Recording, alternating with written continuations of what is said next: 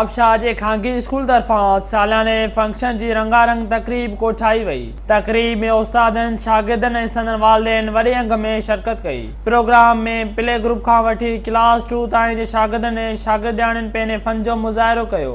School जे ॿारनि तरफ़ां मुख़्तलिफ़ रांदियुनि, रोल प्ले, पेंटिंग्स, म्यूज़िक, सक़ाफ़त ऐं ॿियनि शयुनि जा कार्नर ठाहिया विया। शागिर्दनि महिमाननि खे प्रेज़ेंटेशन पिण ॾिनियूं। शागिर्दनि पारां English corner, mental math corner, story telling session, word scramble, picture making, baking activity समेत मुख़्तलिफ़ स्टॉल लगाया विया। शागिर्दनि में रंग, टास, डार्ट गेम, बिलोन बिलोर गेम, ॿियनि रांदियुनि जा पिण मुक़ाबला थिया। सिंधी न्यूज़ सां ॻाल्हाईंदे उस्तादनि जो चवणु हो त ॿारनि खे इल्म जी रोशनीअ सां संवारणु पंहिंजे मुआशरे जी सभ खां वॾी ख़िदमत आहे। ओवरऑल स्पोर्ट्स प्रोग्राम जेके बि आहिनि जेको आहे उन में तमामु घणी ॿारनि खे एक्टिविटीज़ करायूं वेंदियूं आहिनि। घणी सुठी जेका आहे ॻाल्हि आहे, इन सां जेको ॿारनि जो कॉन्फिडेंस वधंदो आहे ऐं जेको आहे स्कूल जो ॾाढो ई हेल्दी एटमॉस्फेयर आहे। असां इन स्कूल मां ॾाढा मुतमईन आहियूं। सिटी स्कूल ने ये प्रोग्राम ऑर्गेनाइज़ करवाया है और बहुत अच्छे और शानदार तरीके से ऑर्गेनाइज़ करवाया गया है और इसमें बच्चों को ज़्यादा से ज़्यादा सीखने के लिए मौका मिला है और मुख्तलिफ सब्जेक्ट्स के हिसाब से एक्टिविटीज़ रखी गई हैं, स्पोर्ट्स की रखी गई है, आर्ट्स की रखी गई है। तकरीब में शरीक शागिर्दनि ऐं वालिदेनि जो चवणु हो त पढ़ाई सां गॾोगॾु अहिड़े क़िस्म जा प्रोग्राम मुनक़द थियणु घुरिजनि। ॾाढो इंजॉय लॻे पियो